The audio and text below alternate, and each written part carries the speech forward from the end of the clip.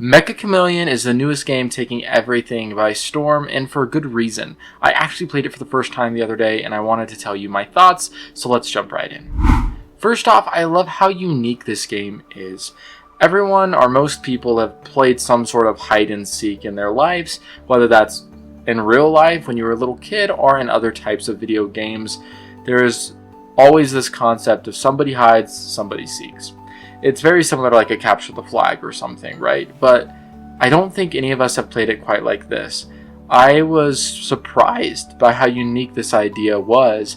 I didn't think that it would hit off so well, but then I played it and I was like, okay, yeah, this is something I have never seen before. The fact that you paint yourselves into whatever scene you're trying to hide in, and you know, it's like basically paintball guns that the seeker has and stuff, or the hunter.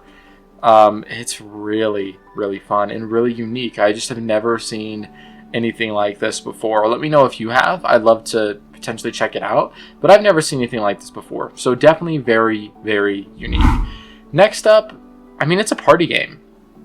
So it's a fantastic game to play with your friends, play with your buddies. If you're also getting to know people for the first time and you need a chill game and you're all into video games, Meccha Chameleon is fantastic for it. It is a lot of fun. I don't believe there's a limit on the amount of people you can play with. If there is, it's like 10 or something like that, so quite a large number.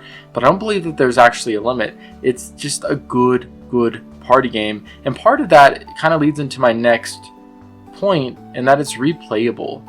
The game, it doesn't get boring. It's super replayable. Obviously, you're playing on different maps. And I don't know about you guys, but when I play, I try different types of approaches. Sometimes I'll hide in a meme spot, or sometimes I'll try and actually paint myself into the artwork and try really hardcore and try to be like the Bob Ross of Meccha Chameleon, only for me to fail terribly because art is not my strong suit. Yet this game doesn't need that, and you can just replay it again and again and again and again. It's really fascinating that way.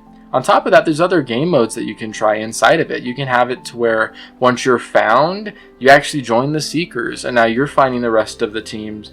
You can do team-based modes instead of just doing like an FFA with one Seeker and everyone hiding. So there's different approaches as well, which really adds to that replayability. On top of that, it's affordable, like genuinely affordable. I think it's $6 or $7.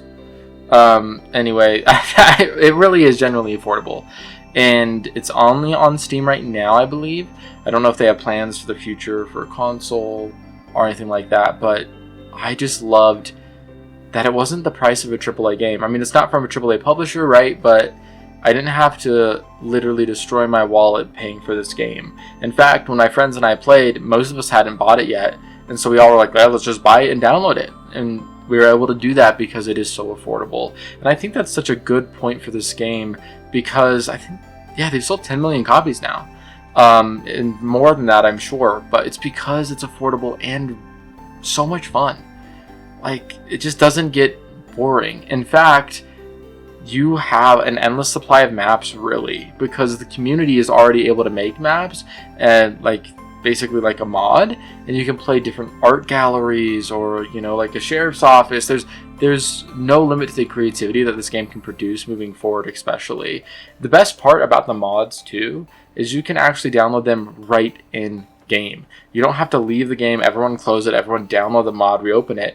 No, you can have the party leader download the mod, and it prompts everyone else to download the mod right there. You don't have to close out the game, and then you can just play once it downloads. And they all are super quick. The game itself isn't large, and none of the mods are large either. So it really is, it's just, I was impressed, basically. I was impressed. Now, I mentioned earlier that I am terrible at art. Luckily for Meccha Chameleon, you don't need to be good at it.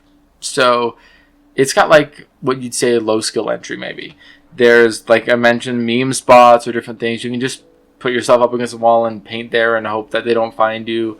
But you can also be like super creative with it and try to find spots and paint yourselves into the scene itself. And there's some videos you can go find online that people are just crazy at this. But that's not me. My point being, though, is you don't need to have that to be fun. Now, you can honestly get better at the game as you go. And it's funny the spots that sometimes you'll miss that people hide in. But you don't need to be good at art to genuinely enjoy this game. Like, you can just plug in, play, and you're gonna have a really, really great time. If you haven't tried Meccha Chameleon yet, I highly recommend it. It is a phenomenal game. Just kudos to the developers. They have done a fantastic job. And that's the other thing too, is they're still updating it. They're still doing bug fixes. They're still bringing new updates. They want this game to continue to live and breathe, and they are showing that. So go check out Meccha Chameleon if you haven't. You need to. It's just so good. So go check it out.